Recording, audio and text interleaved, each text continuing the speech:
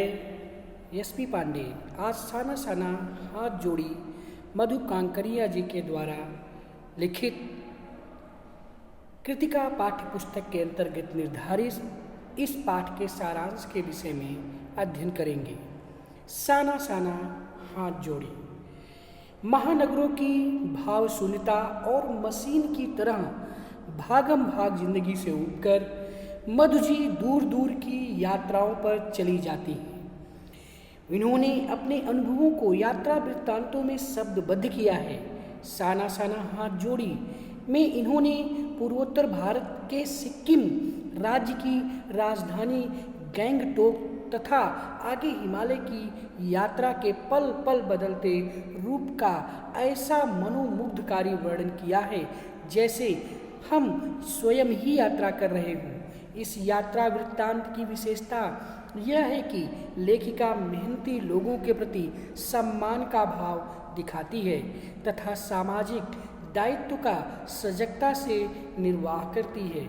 यात्राओं से मनोरंजन, ज्ञानवर्धन तथा अज्ञात स्थलों की जानकारी के साथ साथ हम स्वास्थ्य से भी मुक्ति प्राप्त करते हैं। लेखिका आसमान में चमकते तारे तथा दूर ढलान लेती तराई पर सितारों के गुच्छों से बनी रोशनी की झालर को देखकर हैरान हो जाती है। लेखिका बताती है कि वह रात में जगमग करता गैंगटोक शहर था जो इतिहास और वर्तमान की संधि पर मेहनती बादशाहों का शहर था, जो अपूर्व सौंदर्य से भरा था। लेखिका बताती है कि उस रहस्यमयी रात ने ऐसा जादू किया कि वह और उसकी चेतना स्थिर हो गई और अतीन्द्रियता की जादुई रोशनी में डूब गई। धीरे से एक नेपाली युवती से सीखी प्रार्थना उसके ओठों पर आई। साना साना कैसे ली और उसके शून्य में प्रकाश फैल गया। उन्हें सुबह युमथांग के लिए निकलना था। लोगों ने उन्हें बताया कि अगर मौसम साफ हो तो हिमालय की सबसे ऊंची चोटी कंचनजंगा को भी देख सकते हैं, परंतु मौसम खराब होने की वजह से यह नज़ारा उन्हें नसीब न हुआ। अचानक लेखिका के सामने ढेर सारे रंग बिरंगे फूल देखकर लगा कि वह फूलों के बाग में पहुंच गई है। युमथांग गैंगटॉक से 149 किलोमीटर की दूरी पर था। ड्राइवर जितेन कहता है कि युमथांग हिमालय की गहरी घाटियाँ होती हैं जहाँ फूलों से महकती वादियाँ मिलेंगी। लेखिका उससे बच्चों की तरह उत्साहित हो पूछती है, क्या वहाँ बर्फ मिलेगी? और जितेन उसे कहता है, चलो तो पता चलेगा। जगह जगह पाइन और नुकीले पेड़ों को देखते हुए साथियों के साथ आगे बढ़ रही थी कि उसे एक कतार में श्वेत पताकाएं दिखाई देती हैं जिन पर मंत्र लिखे हैं। जितेन उसे श्वेत तथा रंगीन पताकाओं के फहराने के अलग अलग अवसरों के बारे में बताता है। लेखिका की नज़र दलाई लामा की तस्वीर पर टिक जाती है।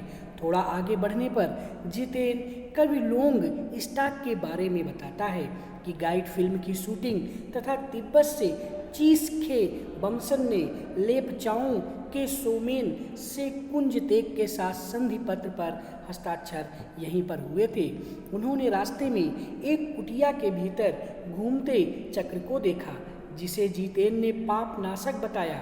लेखिका सोचती है कि वैज्ञानिक युग आने पर भी लोगों का अंधविश्वास, आस्थाएं, पाप पुण्य की अवधारणाएं हर स्थान पर वैसे ही हैं। धीरे धीरे वे बाजार और बस्तियां पीछे छोड़ते हुए आगे बढ़ने लगे। स्वेटर बुनती नेपाली महिलाएं, भारी कार्टून ढोते नेपाली पुरुष और निचाई पर दिखने वाले छोटे छोटे घर अब ओझल हो रहे थे। वे अब अपनी हिमालय के वैभव और विराट रूप को देखने की कामना को पूरी करने के नज़दीक जा रहे थे।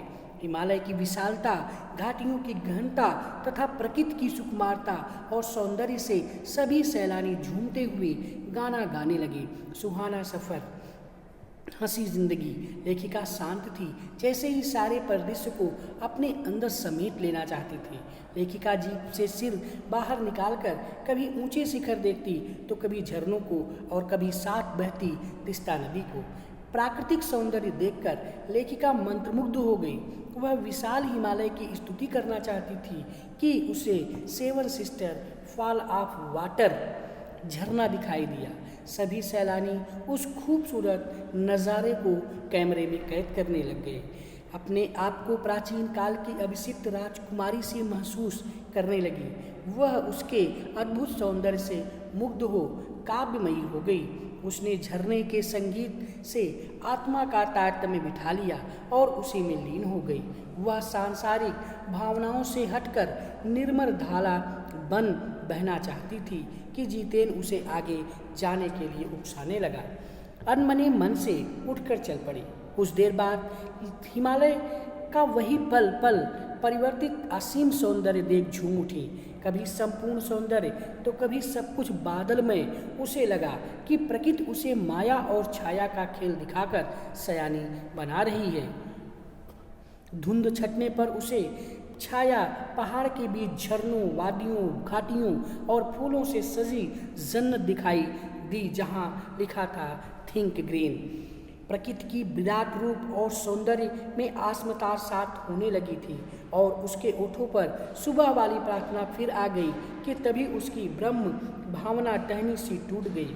दरअसल उसने कुछ पहाड़ियों को पत्थरों पर बैठकर पत्थरों को तोड़ते देखा, जो तन से कोमल थी परंतु कठोर परिश्रम कर रही थी। यहाँ तक कि अपने बच्चे भी पीठ पर लगी टोकरी में टांगे हुए थी। इस सौंदर्य में भी कुछ लोग जीने के लिए कठोर परिश्रम के साथ साथ पारिवारिक जिम्मेदारियां और इसने निभा रहे थे। कर्मचारियों से जब पूछा गया तो BRO के कर्मचारी ने कहा कि जिन रास्ते से आप हम शिखरों का आनंद लेने जा रही हैं वह इन पहाड़ियों की देन है। आगे जितेन बताता है लेखिका से कि यह कार्य बड़ा कठिन होगा। जितेन लेखिका को सड़क बनाने का तरीका तथा जोखिमों की जानकारी देता है और बताता है कि जरा सी चूक का मतलब मौत। तभी लेखिका को सिक्किम सरकार का बोर्ड याद आता है जिस पर लिखा था, आप ताजुब करेंगे पर इन रास्तों को बनाने में लोगों ने मौत को झुठलाया है। एकाएक लेखिका को पालून और गुमला के जंगलों में पत्ते तराशने वाली आदिवासी युवतियां ध्यान आती हैं, जो पीठ पर कपड़ों से बच्चे को बांधे थी। लेखिका उन युवतियों के फूले पांव और पहाड़ियों के हाथ पर पड़े ठाड़े महसूस कर सोचती कि सारे सुख चैन एक तरफ और दुख दर्द एक तरफ। आम जनता की कहानी लगभग हर जगह एक जैसी है। तभी उसकी सहयात्री मणि तथा जितेन उसे खोजते हुए आ जाते हैं। उसे उदास देखकर जितेन उसे समझाता है कि यह हमारे देश की आम जनता है जिसे कहीं भी देखा जा सकता है, अतः यहाँ का प्राकृतिक सौंदर्य देखो जिसके लिए इतना खर्च करके आई हो। लेखिका मन ही मन सोचती है कि यह आम जनता ही नहीं, जीवन का संतुलन है जो थोड़ा सा लेकर कुछ देते हैं। लेखिका जीप की तरफ मुड़ी ही थी कि वे महिलाएं किसी बात को लेकर खिलखिलाकर हंस पड़ी और गमगीन माहौल ताजमहल सा चमक उठा। ऊंचाई पर चढ़ हेयर पिन वेट के पहले ही पड़ाव पर लेखिका ने पढ़ने वाले बच्चों को वापस आते हुए देखा तो जितेन ने बताया कि 3.5 किलोमीटर पहाड़ी ऊंचाई चढ़कर ये पढ़ने जाते हैं। लेखिका के स्कूली बस के बारे में पूछने पर जितेन हंसा और कहने लगा, यह मैदानी नहीं पहाड़ी इलाका है, अतः यहाँ बस एक ही स्कूल है। वह बताता है कि बच्चे पढ़ते नहीं वरन अपनी माँओं के साथ पशुओं को चराते हैं, पानी भरते हैं तथा शाम को अधिकांश लकड़ियों के भारी गट्ठर धोते हैं, जैसा मैंने स्वयं धोया है। खतरा धीरे धीरे बढ़ने लगा। सड़क बहुत संकरी थी। इन रास्तों पर जगह जगह चेतावनियाँ लिखी थी। कुछ ही दूर चले थे कि चेतावनी पढ़ी कि यहाँ चारों तरफ नरभक्षी हैं, सावधान। परंतु लेखिका को नरभक्षी नहीं मिले, उसे तो लंबे लंबे बालों वाले याक मिले। हाथ मुंह धोकर लेखिका तिस्ता नदी के किनारे पड़े पत्थरों पर बैठकर सायंकाल की छटा और वहाँ पर क्रियाकलाप देखने लगी।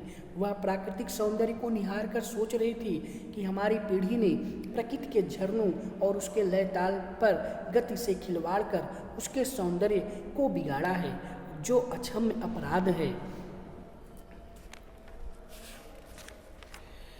लुयांग की सुबह तीस्ता नदी की शांत थी। लोगों की जीविका का साधन पहाड़ी आलू, धान की खेती और दारू का व्यापार था। लेखिका बर्फ देखने को बेचैन थी, परंतु यहाँ बर्फ का एक कतरा भी नहीं था। वहीं घूमते हुए एक सिक्किमी नवयुवक ने बताया कि प्रदूषण के कारण बर्फ कम गिरती है। उसने कहा कि कटाओ, जो कि भारत का स्विट्जरलैंड कहा जाता है, वहाँ सर्दियाँ बर्फ मिलेंगी। कटाओ यहाँ से करीब 500 फीट ऊंचाई पर था। उस युवक की पत्नी उत्सुकता से देख रही थी। महुआ गुडुप करने वाली गौ माता को मीठी झिकड़ियाँ देकर भगा रही थी। सभी सैलानी जीप से उतरकर बर्फ को में खेलने लगे। बर्फ प्रकृतिमय को कैमरे में कैद करने लगे। लेखिका के पास जूते नहीं थे, ना ही वहाँ कोई टूरिस्ट स्पॉट था। उसके पैर ठंड से झंझनाने लगे, पर मन खुशी से झूम रहा। लेखिका सारे दृश्य को अपने अंदर समेटने की कोशिश में थी, ताकि महानगर के जीवन में भी इस प्राकृतिक छटा का मजा ले सके। उसे लगा कि इसी शांत और मधुर वातावरण के कारण ऋषि मुनियों ने उसे अपनी तपोभूमि बनाया होगा। इसी के आंचल में बैठे वे सारे जगत को सुखी करते थे। अगर दुष्ट व्यक्ति भी इस अनूठी छटा को देख ले तो करुणावतार बुद्ध बन जाए। उसने मणि से मिल्टन की कविता के बारे में पूछा। यूमथांग में प्रियुता और रोडोडेंड्रो के फूलों की बहुतायत के विषय पर जितेन बताया कि 15 दिनों बाद यह घाटी फूलों की सेज बन जाएगी। रास्ता अब चौड़ा आ गया था। जितेन ने बंदरों को अपने बाल बच्चों के साथ देख बताया कि यहाँ बंदरों का मांस कैंसर से बचने के लिए खाया जाता है। एक ने पूछा, क्या तुमने बंदर का मांस खाया है? तो उसने कहा कि नहीं, उसने तो कुत्ते का भी मांस नहीं खाया है। सभी सैलानी उसी गप्पी समझ रहे थे, परंतु लेखिका को उसकी बात पर विश्वास था, क्योंकि उसे दक्षिण बिहार में सूअर का दूध पीने को विवश आदिवासी देखे थे। लगभग 3-4 किलोमीटर चलने के बाद जितेन ने खेतुम दिखाया, जहाँ सभी देवी देवताओं का निवास है, तथा उनका भय दिखाया। उसने कहा कि वे पेड़ों पर गंदगी नहीं फैलाते, बल्कि नदी, झरनों, पहाड़ों की पूजा करते हैं। इस प्रकार जितेन ने उन्हें गैंगटोक की सुंदरता का राज बताया। उसने बताया कि यूमथांग को टूरिस्ट स्पॉट आर्मी के कप्तान शेखर दत्ता ने बनाया और अब भी यहाँ रास्ते बनने लग रहे हैं। लेखिका सोचती है कि इस सौंदर्य की खोज करना अभी जारी है। जीप आगे बढ़ने लगी। इस तरह से हम लोगों ने साना साना हाथ जोड़ी नामक इस पाठ के सारांश के विषय में अध्ययन किया। आज के लिए बस इतना ही। जय हिंद, जय भारत, धन्यवाद।